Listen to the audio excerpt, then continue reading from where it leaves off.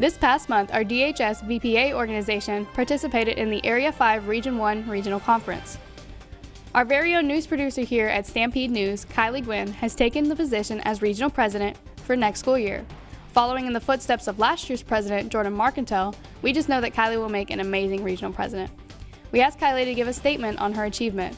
She says, "I would like to thank everyone who voted for me, and especially to Ms. Luter, who has helped me become the leader that I've always wanted to be. I'm very excited to be serving as your Area 5 Region 1 BPA Regional President." Well said, Kylie.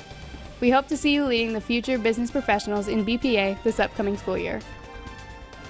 The members of BPA left hoof marks on the competition by taking home 21 first place medals and taking 32 members to state in Dallas. We wish them all the best of luck. If you see somebody who participated in the regional conference, be sure to congratulate them and wish them good luck at state. Also, if you are taking a career and technical education course and are interested in joining BPA next year, please meet with Ms. Luter in room 537. We wish everyone going to state good luck and hope that they have fun. Join us afterwards for another recap of the BPA State Leadership Conference in March.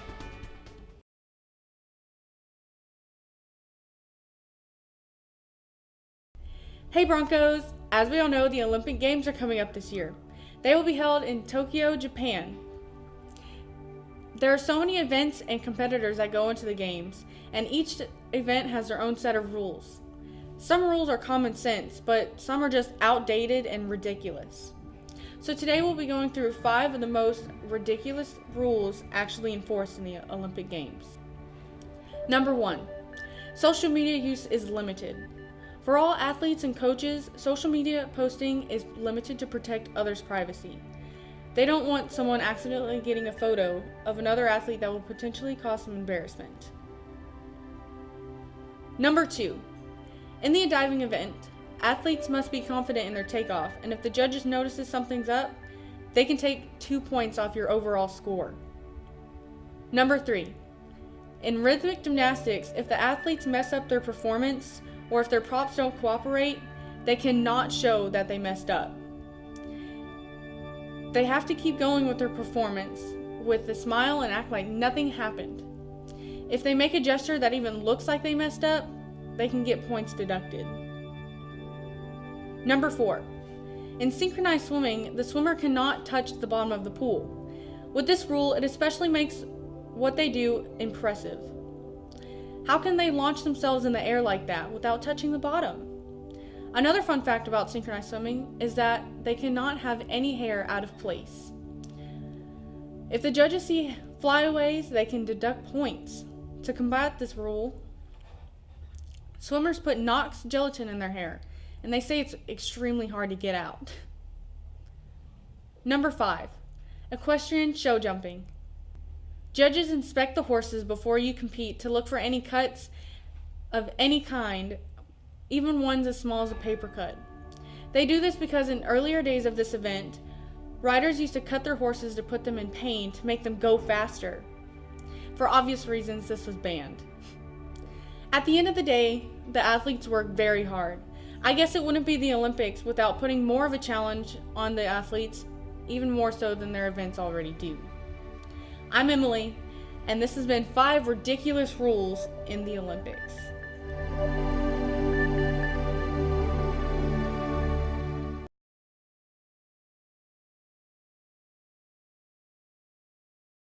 Of all of the clubs at Dayton High School, the Astronomy Club has got to be one of the most fascinating. We're here with the president today to discuss some of the benefits of joining. Hi, my name is Sadie Cercedo, and I am the president of Astronomy Club. We hold meetings every Tuesday from 2:45 p.m. to 3 p.m., sometimes a bit longer depending on the events, and we usually have conversations about planets and stars and all that stuff, and we have activities as well inside the clubs. So we do games, and sometimes this actual coming up meeting on next Tuesday, we're going to have a game where you can actually win a prize, so stay tuned for that. And at the end of the year, we have this big planned field trip that we fundraise for, and our club members work really hard for that. And it's to the planetarium, where we get to watch different things about the galaxy, which is honestly really cool. I've been there, it's been great. And then after that, we go to the Natural Museum, and it's also amazing, so definitely something that I would encourage everybody to come to. And our upcoming dates are next Tuesday our meeting. On Friday the 31st, we're going to be holding our first stargazing, so stay tuned for that. More information will be given at the meeting, and the stargazing will start around 7 p.m. We will send a reminder if any changes happen, but yeah, we encourage everybody to come. Thank you. You can contact Mr. Waddell or Sadie herself for any more information about joining or dates.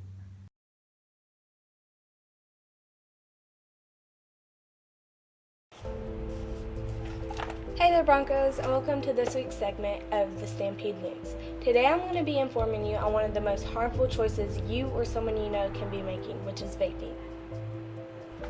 When it comes to vaping, there are several misconceptions about it, such as how it isn't as addictive as a tobacco product, or that it can do no harm. However, that is not the truth whatsoever. KidsHealth.org says that the nicotine found in e-cigarette products is extremely toxic, and when ingested, it can do severe damage to the brain and lungs. In some cases, infants and children have swallowed these toxins. Just think, that could be someone in your family. Johns Hopkins Medicine wrote an article titled 5 Vaping Facts You Need to Know. In this article, I read even more shocking evidence based on vaping. You may not be able to see it, but your blood pressure begins to rise and spikes your adrenaline, which increases your heart rate and the risk of heart attack. As of September 11, 2019, the CDC has reported a total of 380 probable cases related to e-cigarettes. The CDC has also confirmed a total of 6 deaths in the United States due to the e-cigarette. Since 2019, the vaping crisis has hit an average of 5.3 million teens becoming hooked, with an 11% rise in middle schoolers and 28% rise in high schoolers. These statistics just go on to show the growing number of teens hospitalized due to fluid in their lungs, shortness of breath, and swelling of the brain. The FDA doesn't even require e-cigarette manufacturers to list all their ingredients that they choose to put in their products. Just think about all the harmful things you could be putting in your body. You don't want to be the next victim of vaping, so just say no while you can. I'm Addison Zaruba, reporting live for Stampede News. Back to you in the studio.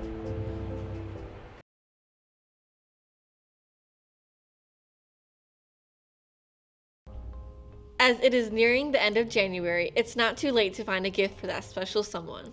That's right. Though some people think that one must spend a lot of money to show their affection or appreciation, there are actually many types of gifts for under $10 readily available. Some of these gifts could include your Valentine's favorite candy or a sweet card. Or even a heartfelt compliment or an appreciation text. There are a plentiful amount of gifts that cost well below $10. Here are a couple of our ideas. This couple's necklace is only $8 at the Liberty Walmart. This charm bracelet is perfect to give to your Valentine for only $9. This cute little bear is only $7 and is the perfect gift for Valentine's Day. And you can never go wrong with a nice heart-shaped box of chocolates. I don't know about you, Casey, but if I were to receive any of these gifts, it would make my whole day. Me too, Hannah. Well, that's all the gift ideas for today, Broncos. We wish you all a happy Valentine's Day from the Stampede News crew, and can't wait to hear if any of you use our gift ideas in the future. Bye, Broncos, and have a happy Valentine's Day.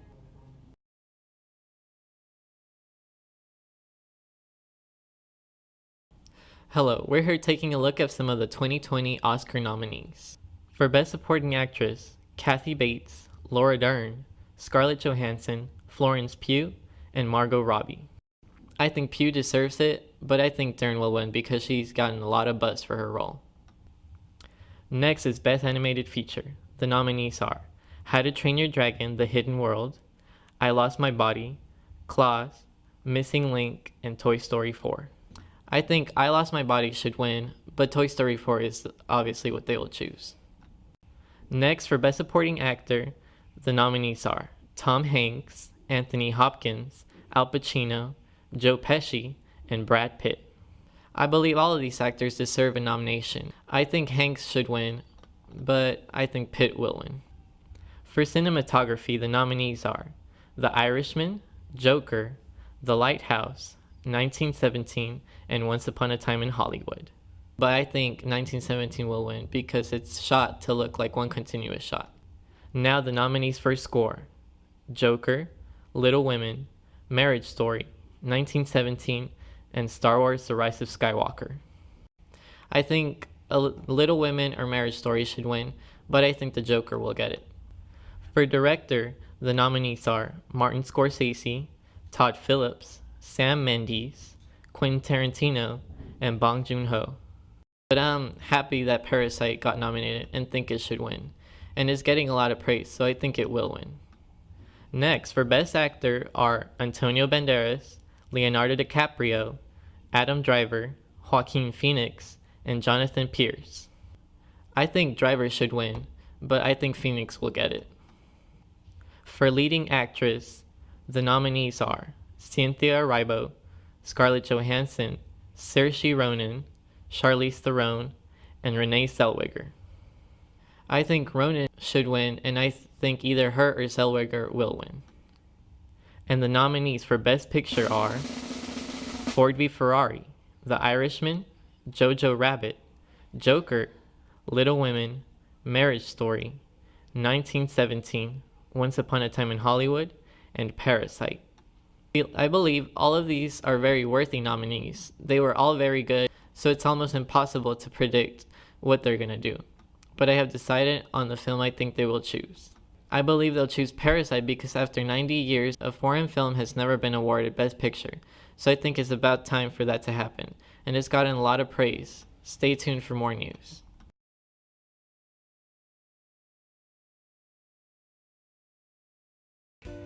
Hey Broncos, my name's Kayla, and today I'm here to teach you about cafeteria cleanliness. Every single day, the cafeteria workers do their best to ensure that our nutritional needs are met.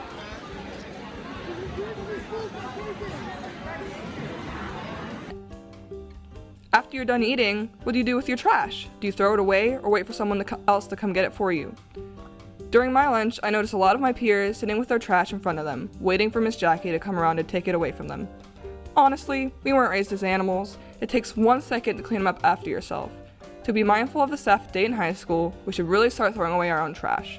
By doing this, it'll make it much easier for the workers to get the cafeteria ready for the peers that come in after us to eat their meal. Okay, I would like to see if all the kids in the cafeteria A, B, and C lunch could at least put their trays in the trash and pick up behind themselves because they are too old for this. Thank you. Well, there we have it. Make sure to be mindful of your trash. I'm Kayla, and you're watching Stampede News.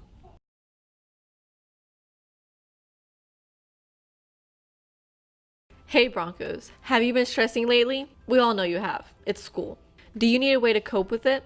Well, you came to the right place. I'm Hannah, and I'm going to help you get rid of all the stress you get from school. First, you'll want to step away from what is initially causing the stress. It's never good to linger around the situation, it only makes the stress build up. Eating a snack also helps, but try not to go overboard and overeat. I know it's easy, but with all the extra food you just ate, it will lead to even more pressure on yourself.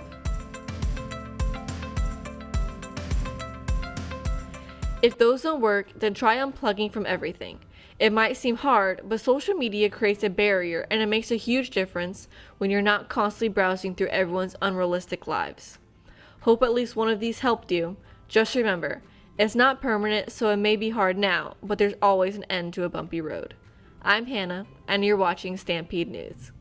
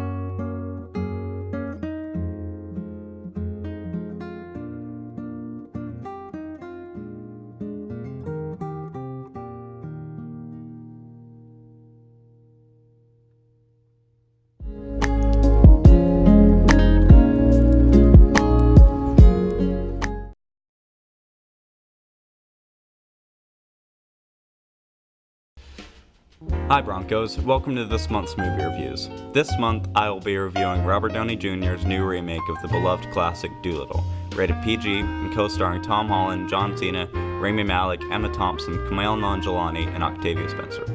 I will also be reviewing the new historical film, Just Mercy, directed by Destin Daniel Cretton and starring Michael B. Jordan and co-starring Jamie Foxx and Brie Larson, rated PG-13. First up, Dolittle. The worst movie I've seen this year. Like a Boss and The Grudge are bad, but this is an absolute train wreck. I honestly can't say there was a single moment in Dolittle that I actually liked. I was just bored out of my mind, and that 1 hour 40-minute runtime felt like an eternity. Robert Downey Jr. in the lead seems as bored as I was watching it. It's clear that he only did it for the paycheck, whispering all of his cliche, wannabe charming lines. The voice cast is horrendous as well, giving no character to their characters, making them all feel lifeless and one-dimensional. I guess the actor and actress who play the kids are fine, but not enough to make it watchable. The story is really not a story. They just jump from CGI location to CGI location with no real rhyme or reason. The screenplay is the most unoriginal thing I've ever heard. It's been ripped out of a billion other kids' movies, along with an unoriginal mustache-twirling villain you've seen many times before.